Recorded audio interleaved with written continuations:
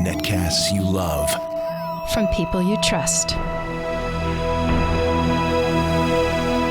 This is Twit. Bandwidth for Triangulation is brought to you by Cashfly at CACHEFLY.com. This is Triangulation, episode 209, recorded Monday, July 20th, 2015. I Justine. Triangulation is brought to you by Veridesk. Convert your existing desk or cubicle into a standing desk. Veridesk is height adjustable and lets you easily switch between sitting and standing. To learn more, visit veridesk.com. That's V-A-R-I desk.com. And by NatureBox. NatureBox ships tasty and guilt-free snacks right to your door with over 100 flavors to choose from, like Sriracha Cashew Crunch. You'll never get bored of snacking again. Try NatureBox at naturebox.com/twit. That's naturebox.com/twit. And by Wealthfront. Wealthfront is a low-cost, automated investment service that's the most sophisticated way for you to invest your money. Whether you've got millions or you're just starting out, visit wealthfront.com/triangulation to sign up and get your free personalized investment portfolio. That's wealthfront.com/triangulation. It's time for Triangulation, the show where we get some of the most interesting people in technology. We sit them down and we talk, and I love our next guest.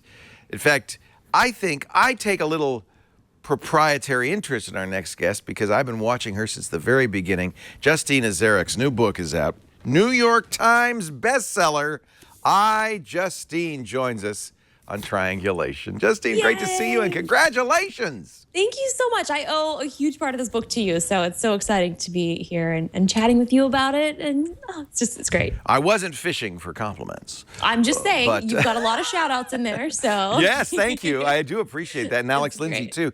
I always credit Alex with being the first person to tell me about Justine Azarek. He said he was in Pittsburgh at, was it a WordPress event? PodCamp. PodCamp. Yeah. And he said, I met this incredible woman. You've got to get her on. She's beautiful. She's brilliant. She's got spunk. She loves technology, and she was one of the only people asking all these random questions in this class. I was like, so how does this relate to YouTube? He's like, we're talking about high-end cinema cameras. We're not talking about YouTube. But I'm like, but how can I use this to post this on YouTube? So you were already thinking, along these lines. Oh, yeah, because I was already doing sort of the YouTube and sort of like the content creation stuff. So I was trying to figure out how I can sort of up my game. And he's like, what are you talking about? Like, this internet thing. This is crazy. You were all way ahead of us, believe me. How did this start? You talk in the book about getting an Apple computer when you were a kid. Yeah, it's actually the Mac Plus. That was my first computer. So we went out and we had to find one for the shoot because I didn't want my parents to ship the one out to LA. But really, I just wait a minute. So this is it? That's it. That's a Mac Classic. Is that? Are you sure? It should have been the Mac Plus. It's the one with the lines on it. We had to take off all the logos and kind of change it a little bit. Oh, that's so funny. But yeah, it was just so much fun. And my parents, they were like, we're not going to ship this computer out to you. No. You're going to need to find something. But they still have it. They do. Yes. That's hysterical. Fascinating. They were selling this one for like, I think $10,000 to $15,000 at the store. They're like, do you want to buy it? I was like, how about I just rent it, please? The funniest thing is I watched your Instagram feed on this and you said, this thing's heavy. It's really heavy. You can barely lift it. Yeah, we had a ton of computers that we brought for the shoot. And I was like, man, these things are massive. That is so funny. So what did you do with that first Mac that you got? Wait a minute. How old were you when you got a Mac Plus? I don't know. I was pretty young. I mean, I think I remember distinctly trying to change the backgrounds and like making my own little like pixel graphics. And I was like, this is really fun. And who knew that I would be doing that? And now people are making, the 8-bit pixelated graphics as sort of... It's back. It is, but it looks so good and it's not easy to do. I'll tell you, I've tried. Yeah. The woman who did that at Apple, Susan Kerr, was a genius. Because it was only like, what was it? Was it 16 by 16? Well, it wasn't very big. No, I actually have one of her prints of the Sad Mac. Oh, a classic. So cute. Yeah, it's great. A classic. So, did you know immediately, like, I really love this and I want to do something about this, or what? What did you go to college for? I went to school for multimedia, so like video production, Okay, graphic so design. So you're yeah, doing what you doing what you plan to do. I think so. I mean, I kind of kept it in the family here, the stuff that I really liked, but my parents were always like, what is she going to do? You know, I think Yeah. they still sometimes ask me that, like, what are you going to do? I'm like, I don't know.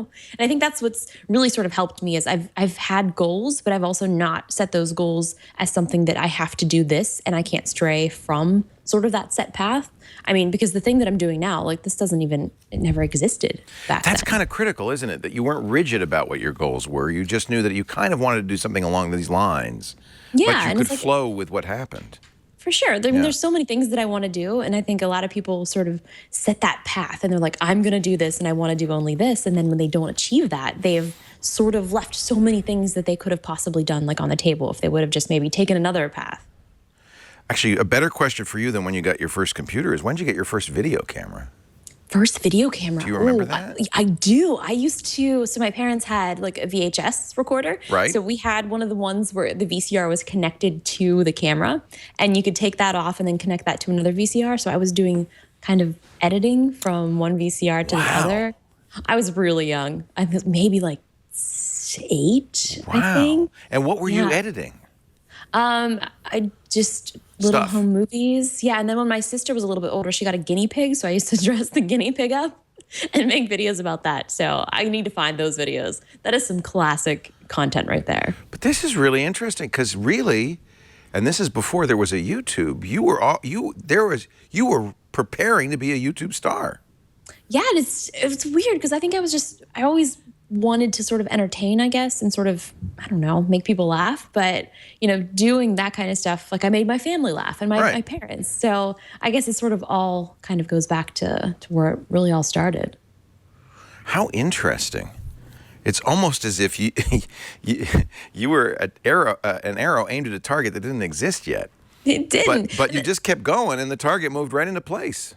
It always worked out fantastic. And even like the book, you know, I always sort of was joking about things that would happen. I'll be like, oh, I'll save that for the book. I'll save that for the book. Like And there'll never be a book, but that's a joke. yeah, it was the joke. And then I was like talking to my agent. I was like, man, I think I want to write a book. Nice. Like, well, you can do that, you know. I'm like, wait a minute, like I can really, this can happen. Like, yeah. So here we are. There's fun stuff in here, including tweets like this one.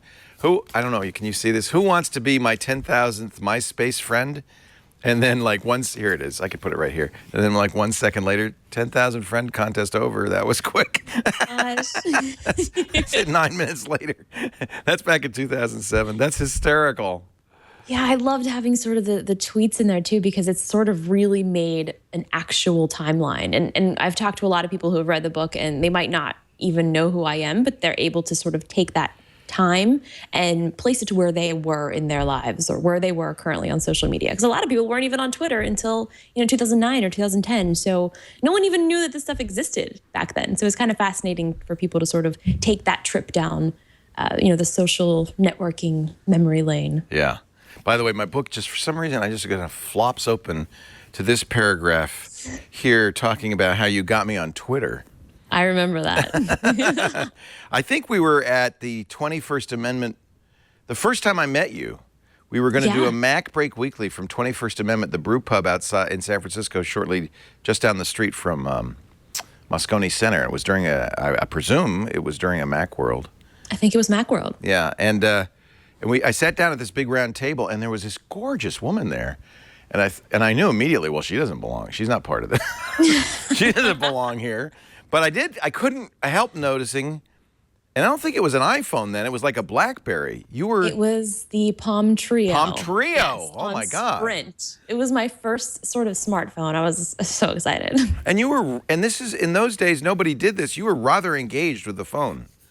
Yeah, because I was still on Twitter, so I was using text messages to tweet because there was no apps. I mean, there was nothing. There was like a notepad. And I thought, oh, well, she's just pretending she doesn't see me, so that I won't hit on her because she is gorgeous. And then Alex says, oh, and here's Justine as Eric. And I went, wow. So it was very nice to meet you. And where did you get on Twitter? When was your first tweet? Do you know? October 2006, I believe. Very early. Yeah, I was looking, I think, something on Odeo and like about Yeah. podcasts and then blogging. And then I saw like Ev posted a a blog up about this new thing that they were working on Twitter. I was like, oh, cool, I'll sign up. And then it was weird then because it was like the only people that were tweeting were the people that, made Twitter. Right. And it was just very strange. Yeah. So again, like an arrow that's aimed at a target that doesn't exist, you kind of invented, you were there when social media arrived. Yeah, it was super early on like MySpace and like all those things. MySpace, that's so funny. MySpace, it's still around. Oh, I know. log Justin in every once Timberlake in a while. owns it, right? Somebody? I think he did. Briefly? Something. I think he put some money in there. To October 2006. I think I joined Twitter in December 2006, but never used it, and then quit it in early 2007 because I was concerned about trademark confusion between Twit, which already existed, and Twitter. And then you convinced me, and I give you lots of credit, and this was in Vegas. I think this was during probably a CES in Vegas. Maybe it was I don't know what it was. It was something, but I do remember that. I Yeah, was like, and we were in you gotta that come back. steak restaurant in the Renaissance, and I'm eating those really good truffle fries. I vividly can go back there. And you said, Leah, why are you not on Twitter? You got to go back. It's great. It's true, yeah. And you're back, still tweeting. I'm still tweeting. We're all still tweeting. 8 years later. Are you on Snapchat? Are you into that? No, but of course you are, I would guess, yeah? Yeah, there's just so many things. It's like, honestly, you got to pick and choose at some point. Like, You don't all get. right. Are you getting burned out yet? A little bit, I do. And then, what kind of keeps me going is doing things like the book tour and VidCon and sort of actually getting to meet the people that you're actually impacting. So I think for that really keeps me motivated. Because sometimes it's like, what am I doing? I'm sitting here talking to a camera and who's this actually doing anything? And then you get to meet people and they talk about how, you've helped them through hard times or this or that, and you've kept them going through hospital visits and breakups and tragedies. I'm like, oh my gosh, so this is it. This is why we do this. So it makes it all worthwhile. I'm looking back at some of the older stuff that I didn't know about. I remember Mommy Packed My Lunch. Yeah, I don't know. Now Des has a child, so she's going to be actually packing lunches She's soon. actually a mommy packing lunches. I know, I can't wait. It's amazing. Did you want to be an actor? I mean, really, when you were a kid, there was no Twitter, there was no YouTube. So you couldn't really say, well, I want to be a YouTube star. Did you want to be an actress? I don't know what I wanted to be. I don't think I really ever said I wanted to be anything other than a chef, which I can't cook. So that was just ridiculous. Still can't. Why did you want to be a chef if you can't cook? I have no idea because we used to go to Bob Evans. It was like my favorite restaurant. I'm like, well, and it used to make me really happy every time I get my food. So I was like, well, I want to make people happy by cooking them food. So I have no idea. That's hysterical. Sure. So in kindergarten, they'd say, "What now, Justine? What do you want to do?" And you'd say, "I want to be a chef." Yep, that's it. And a YouTube star. And the teacher said, "What the hell? There's no you who?" I mean, then for a while, I wanted to do programming. I wanted to. Oh, really? Yeah, I started. So you were enough of a geek that you wanted to maybe get a career in computer science. Yeah, no, that was originally what I was going to go to school for. And then at some point during high school, I realized, my instructor was like, you know what? Your front-end designs are way better than your code, because I would spend so much more time trying to make the programs look pretty than actually work. So that kind of was really important for me, because I was like, you know what? I can actually do the front-end stuff and leave the other stuff to other people. But yeah, I still learned ActionScript and C++ and Java and all that stuff enough to be dangerous to sort of carry over into web design. I hope he wasn't being sexist though and thinking, oh, you're just a girl, you should be doing front end and not. No, but my designs were really nice and everyone's else's were really ugly. So we ended up just. Do you still do some of that? Do you still do some? I do. Yeah, a lot of it. So although through the internet I've met some amazing graphic designers, so I'm like, you guys are so much better at this than me, so take over. Actually, one of my friends who saw me on The Price is Right, I never knew him in Pittsburgh. He actually designed the cover of my book, and that's how he found me, was from The Price is Right. Oh, nice. In 2009, and he's from Pittsburgh. But yeah, he designed the cover for me. He's amazing. You did The Price is Right in 2009? I thought you just did it. I hosted it recently, but I won in 2009. What? So yeah. I didn't know. Yeah, because you hosted it, but 5-6 years ago you were on it. Yeah, so I won the showcase, and then what? So they had me come back as sort of a guest model, but yet I was on it. So I don't think they've ever done that before. That's a first.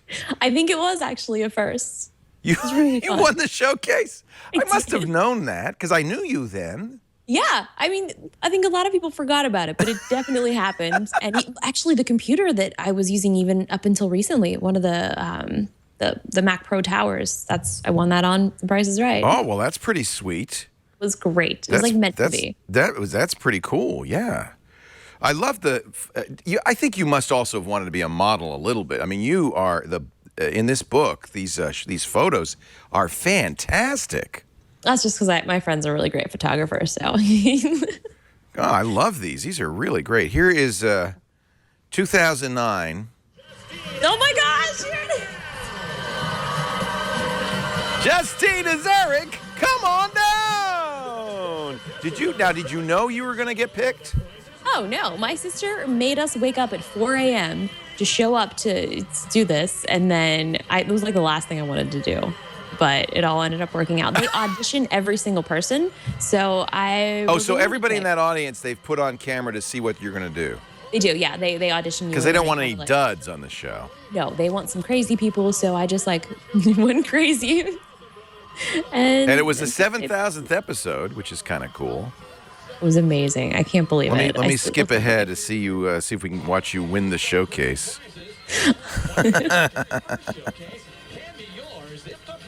So funny. Oh, actually, those same. There you are on the left. This is obviously somebody's recording from their living room. Yeah. The sound is terrible. Have you seen this since 2009? I have. I rewatched it fairly recently. Oh, okay. She's gonna pass Justine. Heather is gonna go down in history as the woman who lost to I Justine. And she passed off. Look at you. You're so young. Oh my gosh. And there's Jenna. There's Bree. That's my other sister. There's Bree. Oh my gosh. All three sisters. What does the t-shirt say? Pittsburgh girls. I think it said Pittsburgh loves Drew, and then mine said I Justine loves Drew. 7,000 tweets when this airs. You said $22,000. And this was back before, I think Drew had just joined Twitter, so he was very confused. Oh, as that's to why right. He, was getting He all and these Drew tweets. Olenoff had a little battle over the name Drew. Oh. And Drew Olenoff gave him Drew. That was a whole thing. In fact, I think I was the one who suggested Drew Olenoff take another name. What? A Segway? Did you win a Segway too? I didn't know. I think that was her. You're such an actress. You know what? This is so funny. You're perfect for this show because you emote so. I mean, I had to be a little. I mean, I was. Yeah, that's the job. Look at like a that. dream come true. Look at that.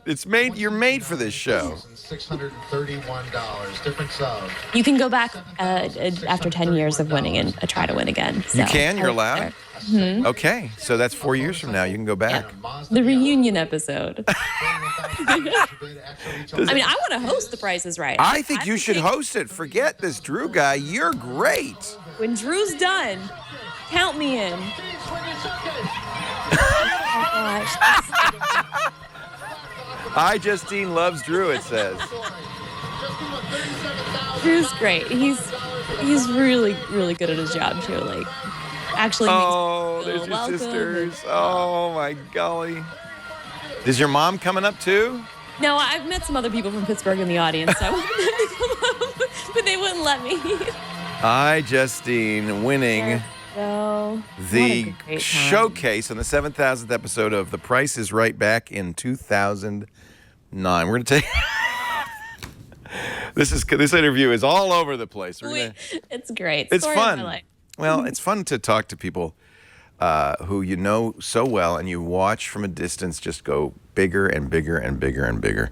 And we're going to talk more about you, your hopes, your dreams, and the book, I Justine, an analog memoir. Justine Azaric is our guest today on Triangulation. Our show, brand new sponsor for you on our show today, Veridesk. I think this is something a lot of us have wanted to do for a long time. Standing desk. The average office worker, and I have to say I'm more than average, spends 5 hours, 41 minutes sitting at a desk every day. That ain't good for you. That's called sedentary. And it just, if I hear the word sedentary, I think fat butt. According to research conducted by the Mayo Clinic, it's putting you at a great risk for a whole range of health problems, even shortening your lifespan. So I know many of us have considered the standing desk, and here's one I've got for you that's really awesome. It's Varidesk, V-A-R-I-D-E-S-K. They have a variety of height-adjustable desks. That's important, by the way, because no one height is just right. You could switch between sitting and standing. I like that because sometimes I do want to sit. And there's other great options. It converts your existing desk or cubicle into a standing desk, and there is no assembly, no installation, and no boss approval required. Comes fully assembled. You just pull it out of the box, put it on your desk. See what I'm saying? If you put it on your desk, it's a stand, except it's more. It's your Varidesk. You just raise it using the handles on either side. It's spring-loaded, so you can have monitors and computers on it. It won't make it any more difficult. There are 11 different height settings. So it sits on top of your existing workspace, so you can stand up and work. When the boss comes in, you can lower it back down. It's more affordable. It's easier to set up than other standing desks. It starts at $275 plus shipping. Lifehacker included it in their list of 5 best standing desks. You've seen it on Product Hunt. You've seen it on Gear Patrol. And now you can get it at Varidesk.com, Varidesk.com. Check out their wide range of height-adjustable desks for your desk or your cubicle.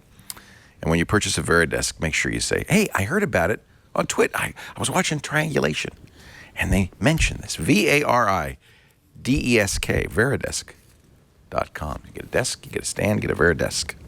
That's great. Yeah, isn't that good? Do you do a standing desk?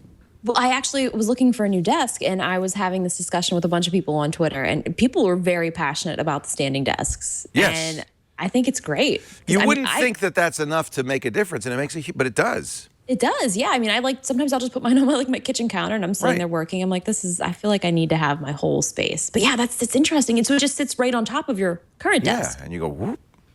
It's very cool. Not bad. Could I even might need hold to do this some very heavy shopping. Mac Pro. It's so funny that they made you like lift it. It was ridiculous, yeah. All right, so we're talking to Justine Azaric. She's I Justine. When did the I Justine name come along? That was in 2002. What? Yep. That long ago? Uh-huh. Yeah, way before iCarly, 2005. It's like me so and it's like Twitter. I keep having to tell people that. Exactly. We came before Twitter. So it was after the iMac, I presume, right? That came out in 98.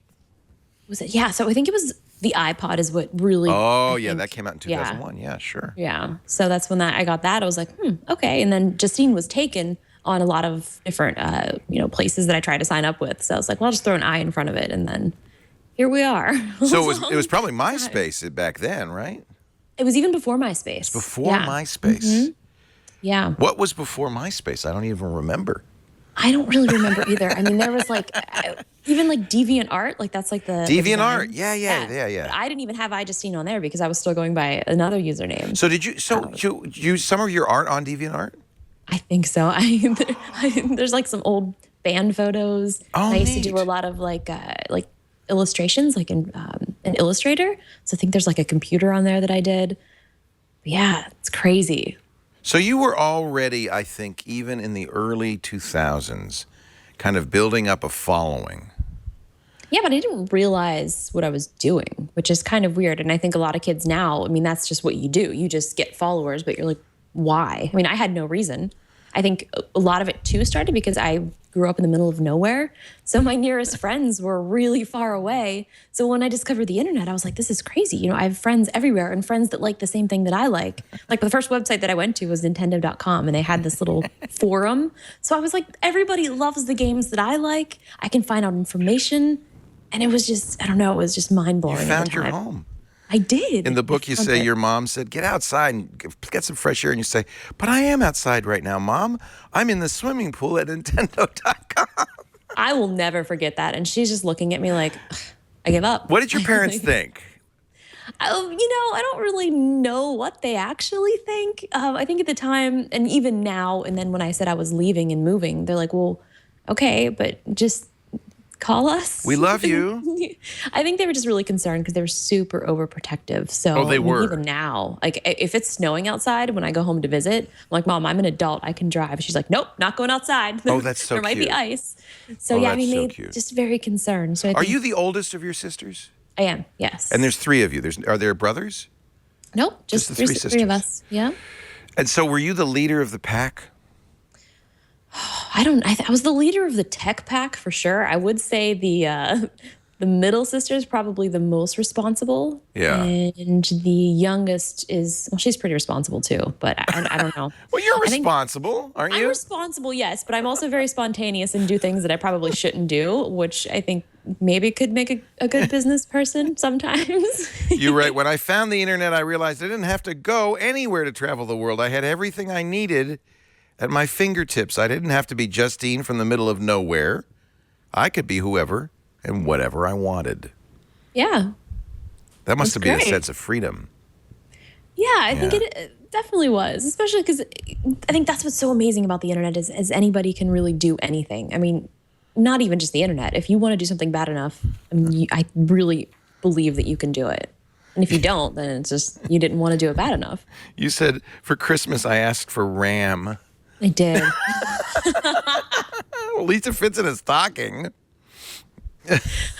Oh man, yeah. My dad he had to install it for me. I remember. I was like, I'll do it. And he's like, no, you're not touching this. Yeah. Wow. It's crazy. Yeah. Do you remember Soft Windows? It was the OS that you could install on Mac. Yeah, the very first kind of emulator. Yeah, that was a Christmas gift. Worst gift ever. Did not That's work. a terrible well. gift. Well, I wanted it, so I was you're so excited. So cute. That's so But funny. It did not work at all. I just wanted to play games like the rest of my friends. Was it hard writing the book? I mean, you hadn't really done something like this ever. It was actually really difficult. I think the first thing that I did was I started writing as the publisher. They were just like, Justine, you're writing this like you're writing tweets. So there's like 4 tweets in a paragraph. So if we maybe put those together, you can actually have a full... Just think of it as tweeting. It is. And we laid out like all of my tweets to sort of get like a timeline. And then I went and sort of was matching, oh gosh, that photo. Yep, wanted to be a rock star. I love it. I love it.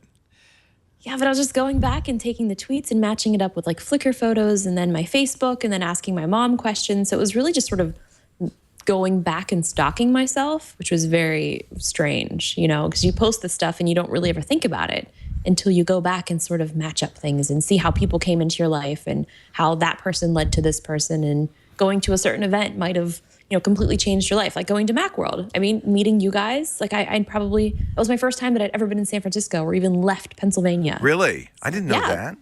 Yeah, so that was sort of my You were the first small town experience. girl. Yeah, it was amazing. It was great. Best time ever. It was really fun. Life-changing. So did you feel lonely in high school, or did you have enough geeks around you that you didn't feel odd? Yeah, I mean, we had LAN parties, which we would bring computers to one person's house and play video games. So, I mean, I was really lucky that there was people that I really liked those sort of things that I liked, especially growing up in the middle of nowhere and just having a very small school. So, yeah, I mean, they got me into listening to heavy metal and, you know, joining a band and playing video games on a PC, which that was sort of my first experience of playing PC gaming. See, you're lucky, because my generation, if you were a geek, you were really a loner. You ended up being, you know, a kind of an outcast with a few other geeks maybe at the high school. Well, it definitely wasn't cool at the time. Well, but you know, video games, everybody plays video games. By then, it wasn't quite so weird, I guess. No, I think it was a little more accepting, and Yeah. it was such a small school. I mean, you just kind of, you know, you just sort of dealt with it. But yeah, I mean, it's so How different now. small?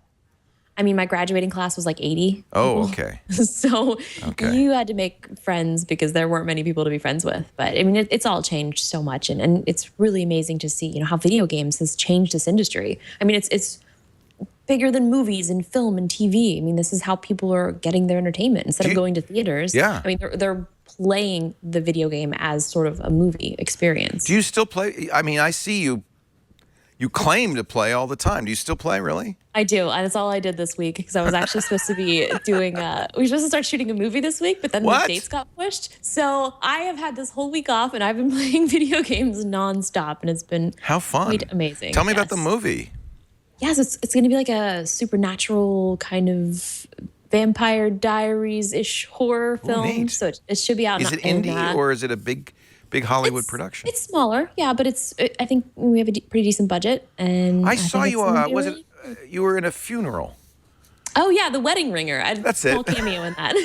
How did that happen? That was a great little part for you. Yeah, no, they just sent an audition over for some other part, and I was like, oh, all right, I'll do this. And then I wasn't able to film the day they were filming, and then they're like, all right, well, here, try this one. That's nice. So I've said from the day I met you, this woman is going to be a movie star. And I still believe that. Yeah, man, making movies and doing this stuff, it's a lot of time. Yeah, you know, you can't do When I think everything. I know, and the amount of time that it takes them to like get one shot, I could have shot 15 YouTube videos. It spoils you, grabs doesn't me it? You're It spoiled. does. So spoiled. But This it should is be really Price is fun. Right. This must have been fun. I think you'd be good at that. This is when you did it this year. Not only Yay! is Justine now a model on the show, but she was actually on the show once, weren't you, Justine? I was, and I won the showcase. So Oh, my best of luck God. to all of you guys. You are so gorgeous. You have such thank you. presence. You have was it, fantastic. don't Yeah, you? I she's mean, gonna just be look making at a her. video, by the way, about her whole day at the Price is Right. So check I that was out so after. excited. So you made a video, like a YouTube video for Price is Right? There it is. Really exciting day. This is I good. don't know if you guys remember, but back around in 2009, my sisters and I were on The Price is Right. Oh my gosh. We just saw this part. Actually, there's a better quality video of it. Oh yeah, they sent me the clip, so I put it in. Oh, this is so cool. At The Price is Right, CBS lot for something a little bit different. I remember this. We stood here. It was so I think great. one of the reasons people are drawn to you is they feel like you could be their friend. Like, I can't even... Yeah, and I think that's what's so important is you know, you should be friends with everyone. And I don't know. It's fun.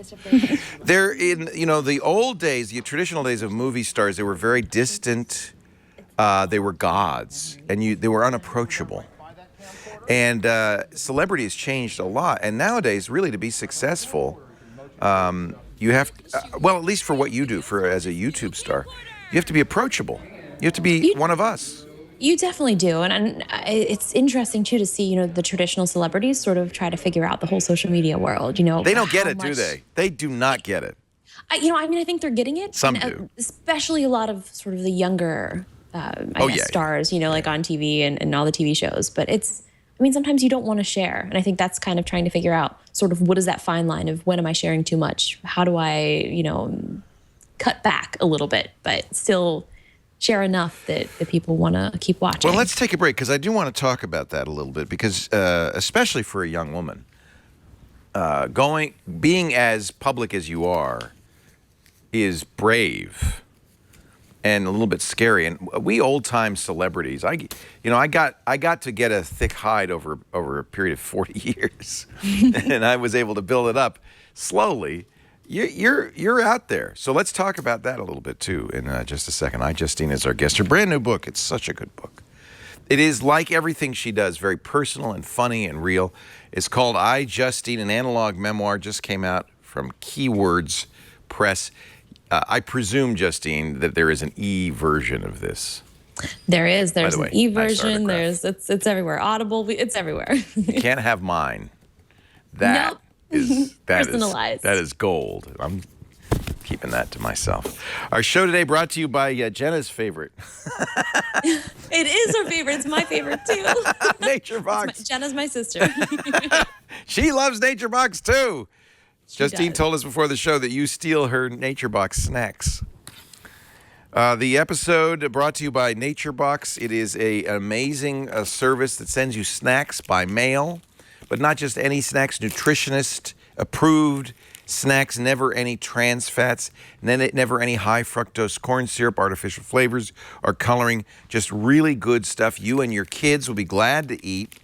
And by the way, it's more delicious than anything you've ever had before. This is the coffee kettle popcorn. Sure, you could have kettle corn, but then if you add coffee, now you got something. And it's real coffee. It's not artificial coffee flavor. They don't do that.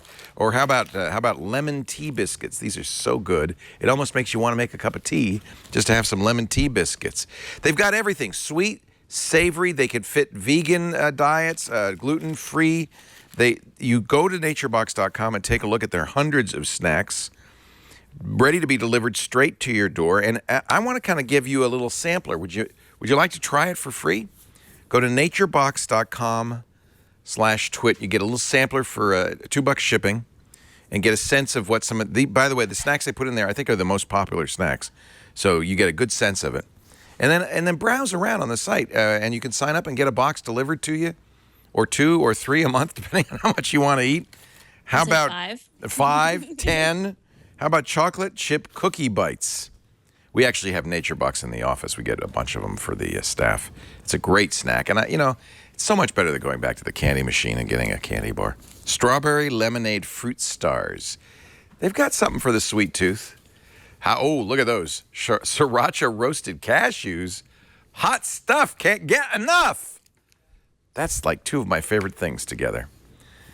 Naturebox.com/twit. Get your first box free today.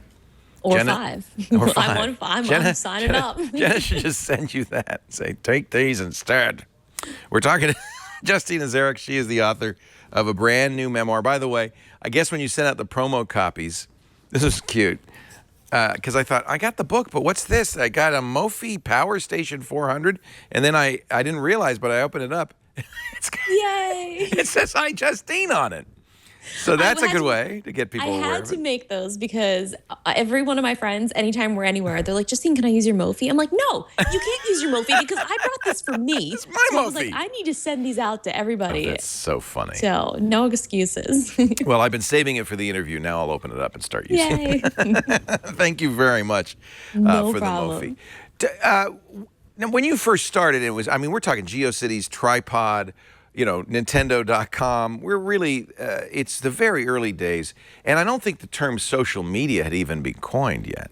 No, I wonder when they first started calling it social media. That would really. be interesting to find out. I'm sure. Yeah, because it wasn't really, you weren't doing anything. It was sort of like just forums and IRC. I remember that was really how I was communicating. I used to have IRC chat rooms. Oh, it was great, all those different channels. The original hashtags, Yeah. IRC rooms.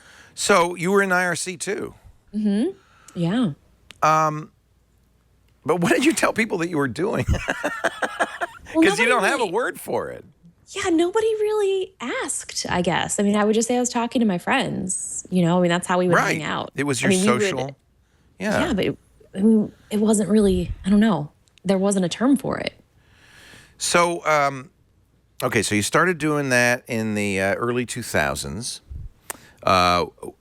You came to your first Macworld Expo in what, 2009? 2000? I think it was, When did we should go back and find that Mac Break Weekly. I think we could do that. Oh, yeah. It was like 2000. It was before the iPhone, right? Because it was, so it must have been 2006 or 5. It was whenever the iPhone was first announced. Oh, that was 2007? Yeah. Because you had a Trio. I'm sure once the iPhone came out, you've never been a moment of your life that you haven't had an iPhone in your hand. Yeah, no, so it had to have been then because I came to that Macworld. Yeah. And then I moved to San Francisco shortly after that and then moved back to LA. So yeah, I think our timelines are aligning. Yeah, I'm starting to get it now. So 2007, you're there. You see the iPhone. It's very exciting. Of course, we remember very well. And was this your first really big viral video, your 300-page iPhone bill? Yeah, so I went to the Mall of America to cover it for this technology company. And I didn't have any money, so I couldn't buy the phone. So I just covered it. And then thankfully they were nice enough to send me the phone like a week later. So then when I got the phone bill, it was all from Twitter because I was sending so many text messages because there was no Twitter apps at the time.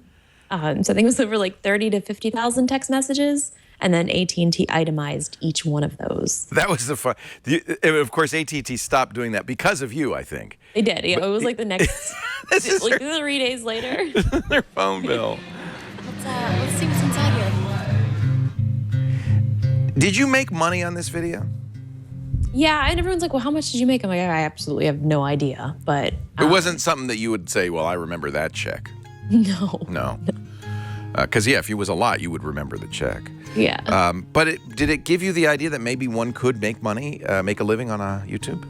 I think that sort of validated not only for me, but from the rest of the people that thought I was crazy for posting videos on the internet, that it could be something, that just the amount of people that saw this video and the impact that it had was enough for me to be like, all right, this is it. Like, I think this is something that I want to put my time and effort into. And I mean, I started making these videos too, just so people could see that I knew how to edit, not necessarily. Oh, you were like showing your job skills. Yeah, like, hey, look, I can edit video.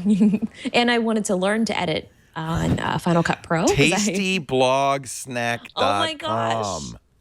Yeah, I forgot about that domain. When we first started working together, I would say, well, what's your website? And she said, well, there's Mom made my lunch. Mom make my lunch. There's Tasty Blog Snack. It was like you have 8. And even today, how many channels do you have? I cut it down to 3, and now and now it's just iJustine.com, and then iJustine book for the book, but that's it. Yeah, it got a little out of hand. You had a lot of channels. I did, well, because back then, YouTube didn't allow you to have playlists, so there was no way to sort of segregate that content into something that you might want to see. So there's something, so here's a question, because you have mastered the viral video. How many views did that, I should go back and look, did that Bill get? I mean, millions. I think on YouTube, I think it might have like 3 or 4 million now, but I mean, it was not just YouTube. It was on every front page of everywhere. It was on like Yahoo and MySpace and anywhere else that you could sort of embed that video, it was embedded. So I don't really know what the total amount sort of would have been. You have 2.2 million subscribers to your main YouTube channel. I'm looking at a video, how to make hot dogs, that you put out 2 weeks ago, already almost 200,000 views. Yeah, let me tell you what, I didn't do a very good job of making hot dogs. What's the secret to making a viral video? See, that's what I think a lot of people they confuse the whole term like viral with, building a community, which I think you, of all people, completely, totally understand. I mean, you're building a community, you're building a consistent audience of people that come back to watch your stuff. So a lot of times, I think a viral video will be something that is absolutely crazy that you do share around to your friends. And it's kind of a once in a lifetime thing, right? It is. Yeah. Yeah, but a lot of times it's like this is a consistent community of people that just keep coming back for the content. So it's not necessarily a viral video. So that's what you do. You're trying to build a community. Yeah, I mean, a viral video is great, but that doesn't sustain you. Right. It's just kind of, oh, that was cool. That happened. But a lot of times I think that's the mistake that a lot of people make, that they focus so much on the views instead of the views that you are getting, and how important that is and the community that you're building, not necessarily like I have to have this amount of subscribers or this amount of views. It's sort of like, I don't know. I don't want to quote Drake or anything, but like you got to start from the bottom now here. Now we're here. Actually, didn't you make a video with that? I probably did. I think you did. No idea. But it's just, you keep building and you just keep going. And if something isn't going right, then try something else. That's what's great about the internet. You can do whatever you want. So is it trial and error that has taught you how to do what you need to do? For sure. And I think my channel also, there's so much stuff on it that there's no one thing that I do that someone's like, oh, she does this. And I think for me, that keeps me entertained. It also keeps the audience entertained. Right. And I'm sure I probably cycle through audiences of people that are like, oh, she doesn't do this anymore, so I don't really want to watch. But I mean, it's everything from Lego building to cooking to video games. To Is it the content, though, that's most important? I think, making consistent content, I think that's what's important. I haven't ever stopped making anything since 2006, which is kind of crazy to think about, whether it's videos or tweets or something like that. I mean, it's just, I haven't quit. And, new people kind of find me. People come and go, and then they forget about me, then they remember, and they come back. So I just think it's being consistent and always being there. Yeah. And there is a style. So it's also, you won't say this, but I'll say it. You're charming, you're gorgeous, and you're charming, and people want to watch you. And, I mean, just being gorgeous by itself is actually not it. And that would be just off-putting. You don't sit and watch, a model. You're a personality, and people want to see your personality. There's also a way that you edit your videos and shoot your videos that's unique to you, I think. For instance, how did you shoot this video? Is this all handheld? You're holding a camera? Yep, just holding it out. You do that a lot? I do, yeah. I mean, I still edit and shoot almost all of my stuff, and it takes a lot of time. I think that's probably my next step is having somebody sort of help, just sort of edit some of the higher production videos like the cooking stuff. But any of these vlogs and this type of stuff, it feels very personal to me, and I still want to be editing that because, I might have said something that I didn't want. Right. And I might want to edit that out. And by the time I tell somebody else to do it, it just defeats the purpose. And I love to edit.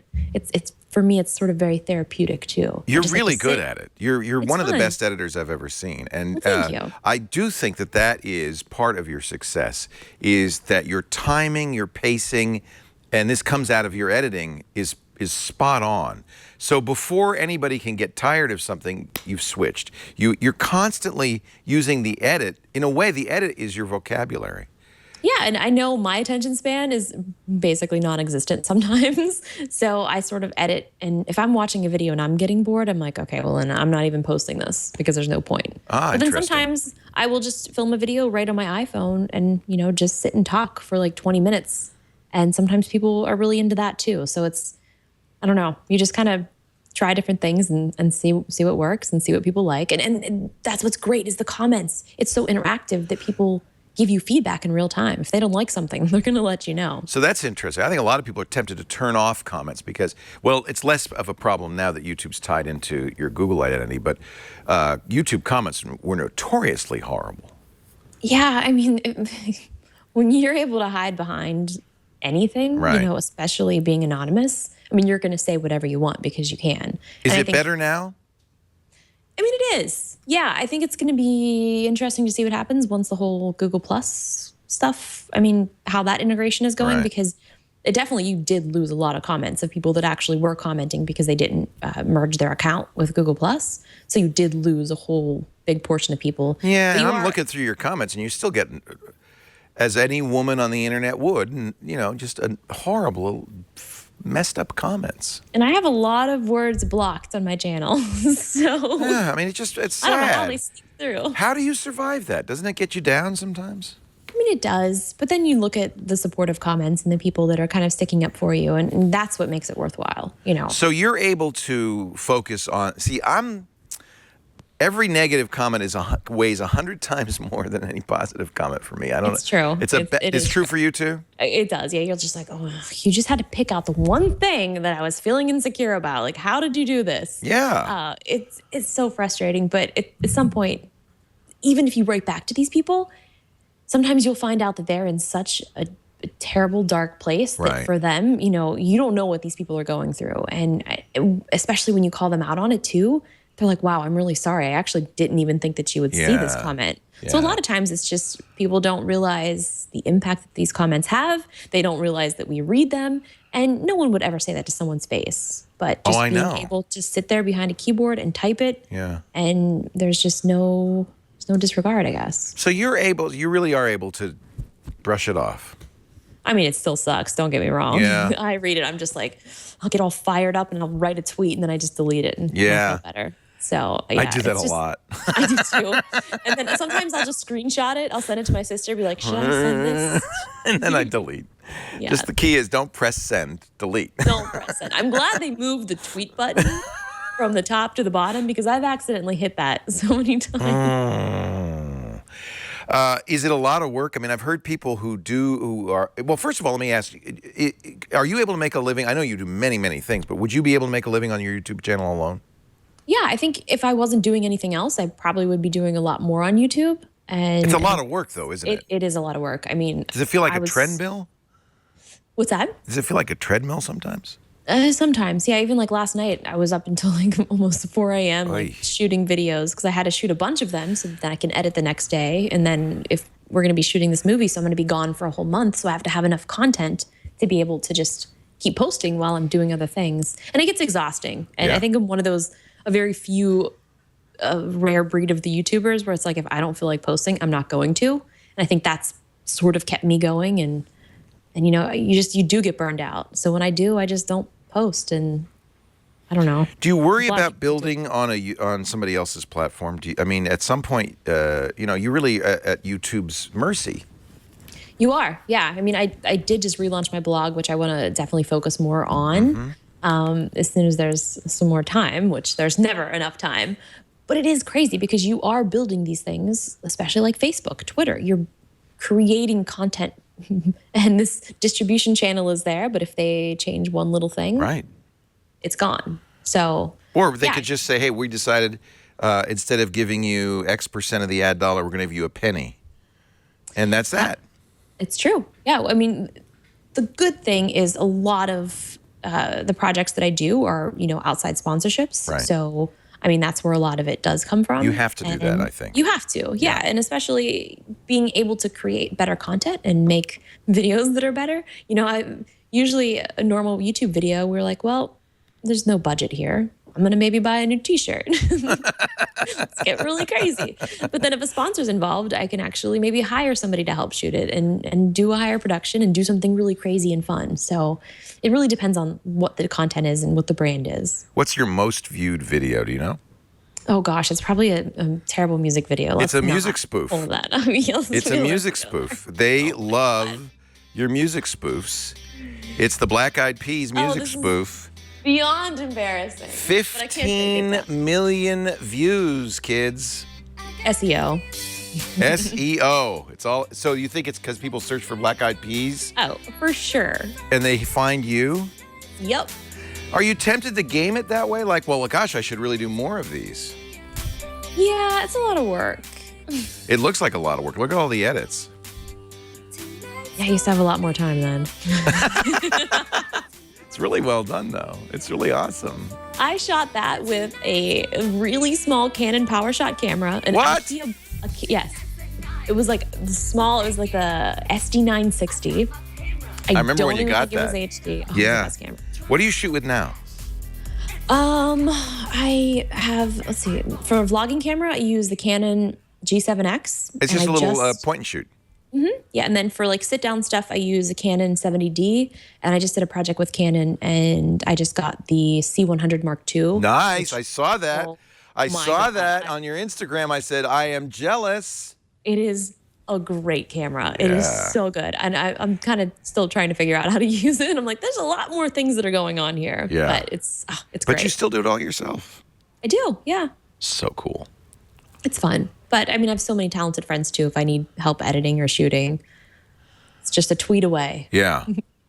We're talking to Justine Azarek. She's got a new book, and you should really read it because it's much better than this interview. I Justine, an analog memoir. You will find out everything you've ever wanted to know about one of the most talented, most dynamic, and nicest people, Thank you. YouTube stars you will ever meet. It's brand new, just came out. We're going to have some final thoughts and conversation with Justine Azarek in just a second. I want to tell you about, now, this is actually, Justine, you're making some money now, and you have to invest it wisely. So That's true. This is for you. That's true. This is for you.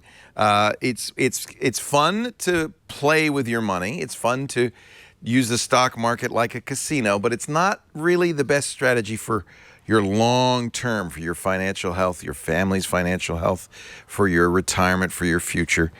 It's hard to do it right. In fact, we know from experience, you cannot outguess the market. Luckily, there's a way to do it that works. It's called Wealthfront, and it is this is Silicon Valley's response, and I just love it, to investment advisors who are going to charge you huge fees between 1% and 3% of what you've got under management. This is easy for anyone to access world-class long-term investment management because it's online and it's automated. It is simple for you to use. You could sign up in minutes for a Wealthfront account. Go to wealthfront.com. The minimum to start is now $500. So my suggestion, just try it. Just take a little money and try it and see and watch what happens. It goes right to work, and it does some really interesting things. Monitors your portfolio round the clock. It trades your portfolio automatically, regularly, to do a couple of things: to optimize your investment for the best risk-adjusted return and for taxes. And this is really interesting. It does this all commission-free. It automatically rebalances your portfolio and reinvests the dividends. It's transparent and it's accessible. You can view all your accounts in one place, whether they're personal, joint, or yes, you could put retirement money in here. You'll also see every trade that Wealthfront makes on your behalf on your dashboard, on your desktop, or with their mobile app, and I like that too. They're doing things that are very sophisticated, like tax loss harvesting. and direct indexing. If you go to the site, you can read up on these. And there's some excellent books. In fact, one of their managers wrote, I think, the book on this whole subject. In fact, that's, I'm sure, the inspiration for Wealthfront. And here's the beauty part. Yeah, Winning the Loser's Game, Charles Ellis. And this is the one I was thinking of, A Random Walk Down Wall Street.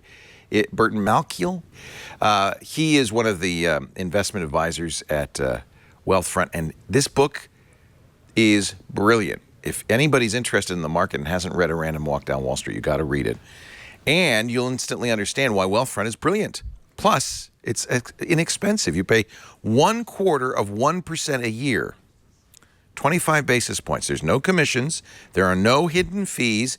If you had, as an example, a $30,000 account, that's less than $5 a month. And that's it. There are no additional charges.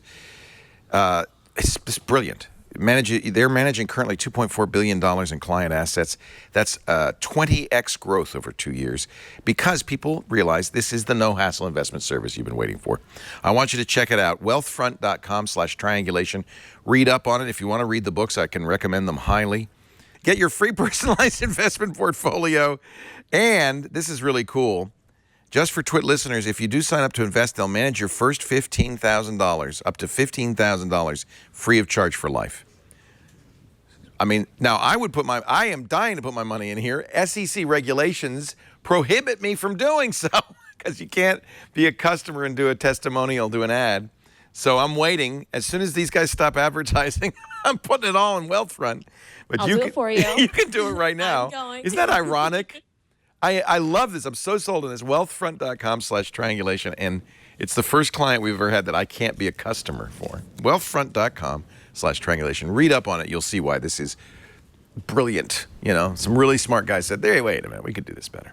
For compliance purposes, I have to tell you, Wealthfront Incorporated is an SEC-registered investment advisor. Brokerage services are offered through Wealthfront Brokerage Corporation, member FINRA and SIPC. This is not a solicitation to buy or sell securities.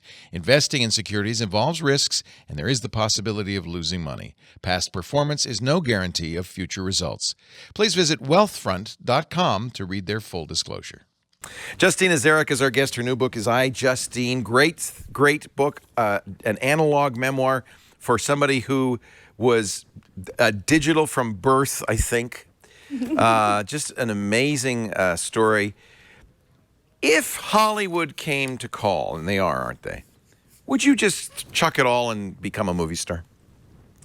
I don't think you can do that now. There's no way. If I was just doing movies, like that would be all I was doing. And there's no way to tell people about the movie. And I think that's why a lot of, Hollywood people and people in traditional television are tapping into this YouTube audience and the social media kind of thing, because we have the audience already. We're going to take the people to see it. And that's why it's awesome doing, for example, like The Price is Right. Yeah, I was on the show. And then now later on, I'm able to take my audience through this entire transition of, being on the show, being a guest host and that kind of thing, and just bringing it all around and telling a full story.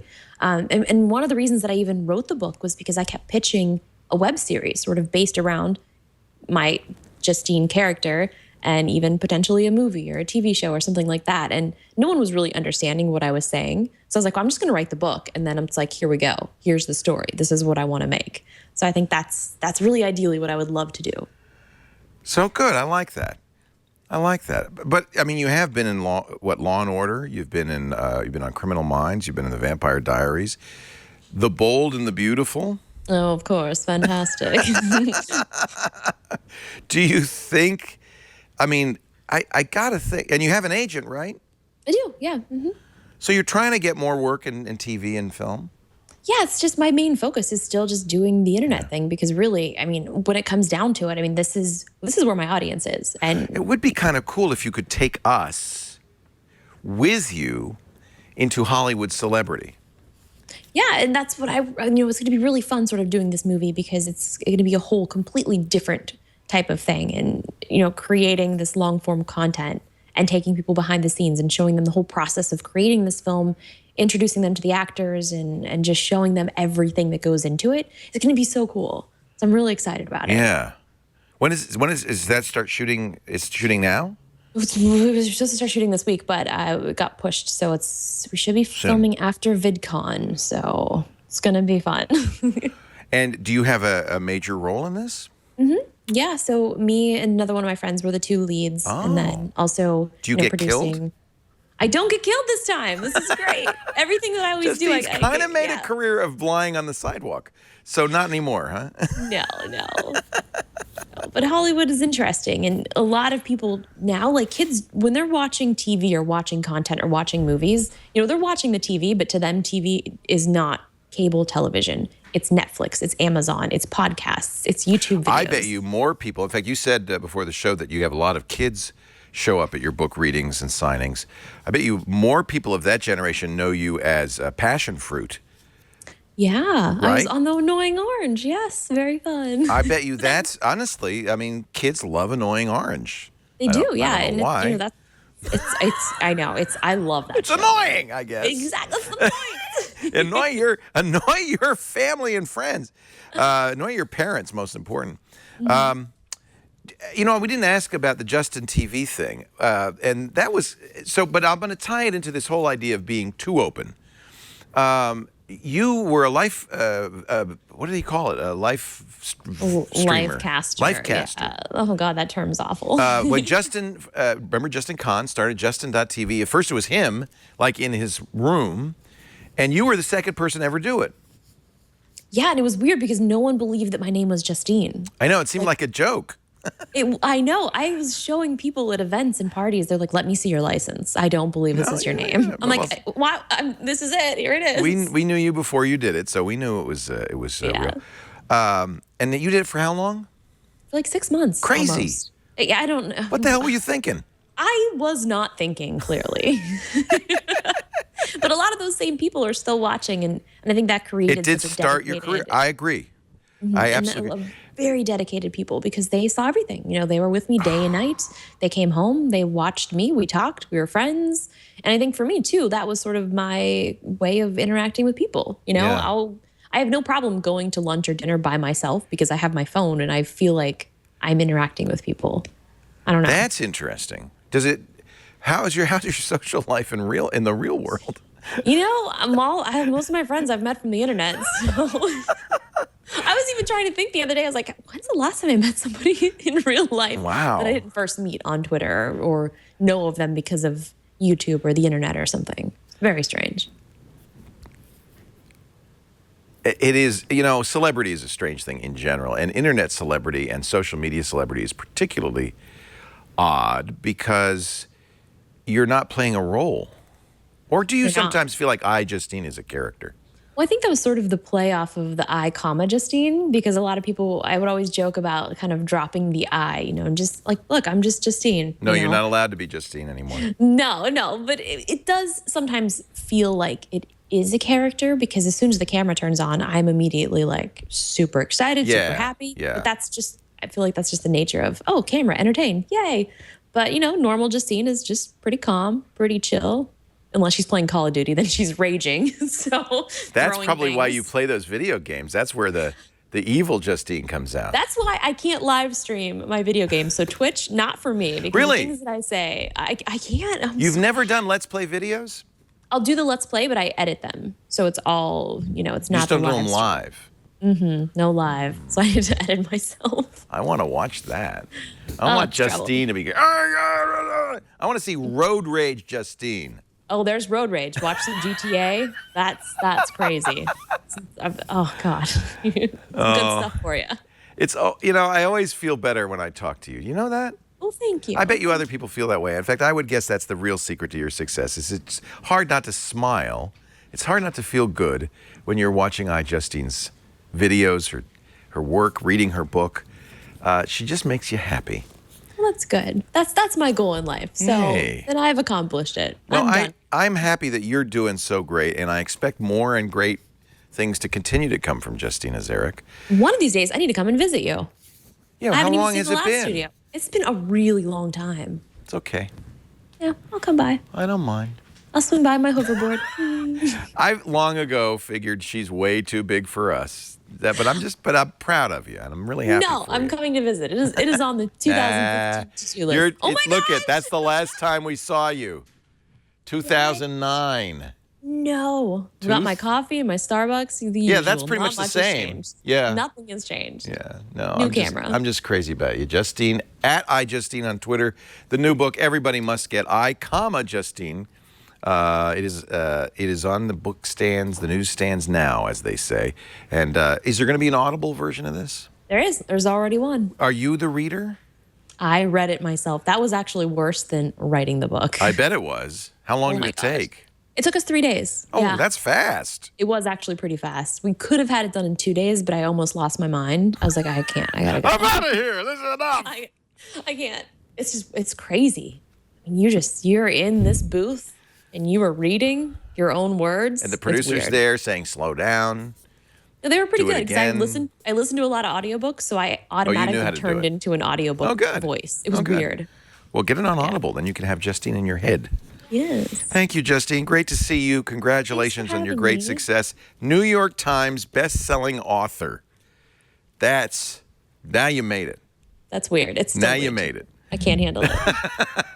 Justine and Zarek, thanks for joining us. We'll see you soon, I hope, in the Brick House. Take care, Yay. Justine.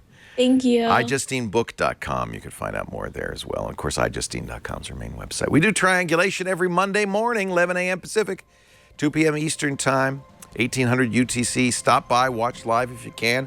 If you can't, on-demand audio and video always available at twit.tv/TRI, or subscribe in your favorite app, and you'll get each and every week. And this is one of those shows where I think you want to hear every week because it's always something interesting. Thanks for being here. We'll see you next time on Triangulation. Bye-bye.